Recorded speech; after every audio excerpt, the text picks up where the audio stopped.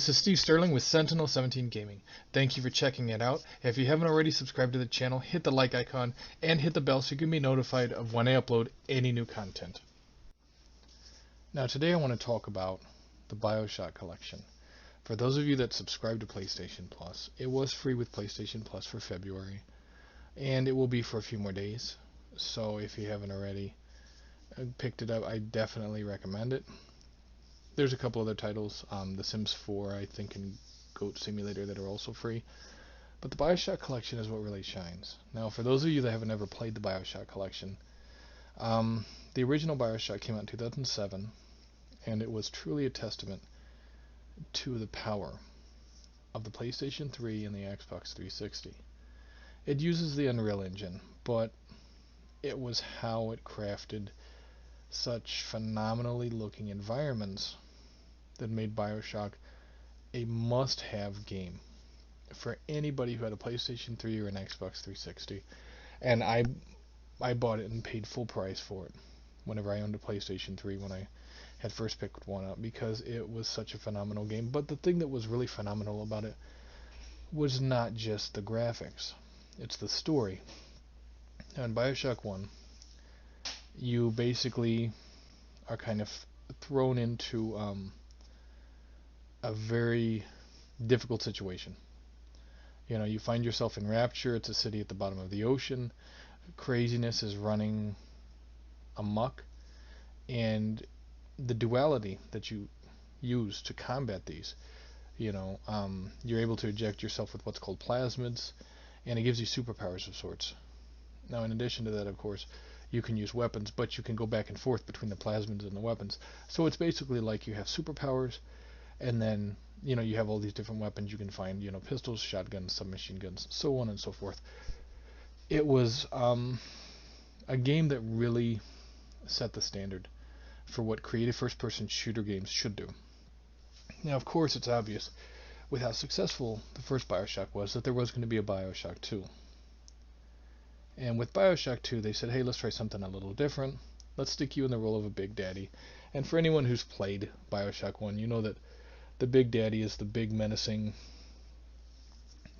mini-boss, if you want to call them that. They're hard to kill. They're protecting the little sisters. And the little sisters, of course, that have Adam. Now, either you harvest them in the game or you free them. Either way, you'll get some Adam, and that unlocks upgrades. But the thing with Bioshock 2 is they still wanted to be in Rapture. It just takes place 2 years before Bioshock 1. Different storyline, but you're still in Rapture. You're still at the bottom of the ocean, And I know I played Bioshock 1 and I loved it. I played Bioshock 2 and I didn't like it. But with Bioshock Infinite, when I heard about it, I was interested. I said, you know what? It sounds interesting. They're going to try a new setting. And of course, more came out about it, and it went from, in Bioshock 1, you're playing Crashes and you end up in Rapture. Bioshock 2, you're playing as a Big Daddy, and you're fighting your way through in similar fashion, just like you did the first one. But with Bioshock Infinite, you're sent as a character, Booker DeWitt, to find this female Elizabeth that you discover later on has the ability of opening interdimensional portals, so to speak. And the whole Bioshock Infinite premise, and I'm not going to spoil it for anyone, but the whole Bioshock Infinite premise is truly amazing.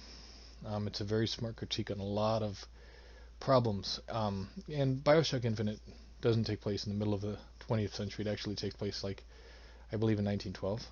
And it's a smart critique on a lot of different issues of the time.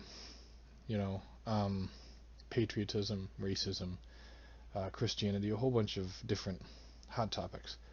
The way it tackles it is memorable, but the graphics are pushed even further. The gameplay is phenomenal.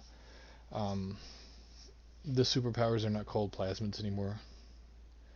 Off the top of my head, I don't even remember what they're called. I know you basically take what's called salts, which is the blue-colored vials to recharge it.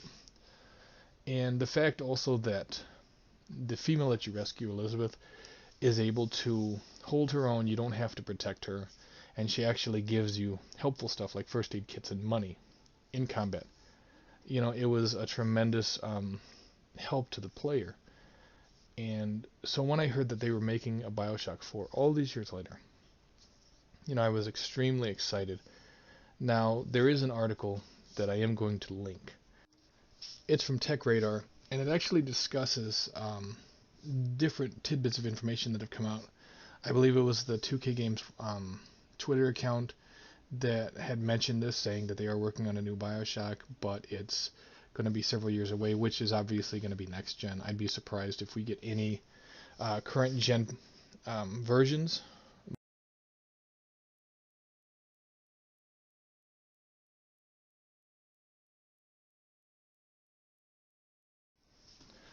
What I also can't wait to see is how they use 3D audio and ray tracing, which we all know is coming to next gen consoles. And with the 2007 Bioshock, they really pushed the envelope. I can't wait to see how they do it the next time and what storylines they have to tell us. As always, thank you for checking out this video. I greatly appreciate it. If you haven't subscribed to the channel, feel free to do so.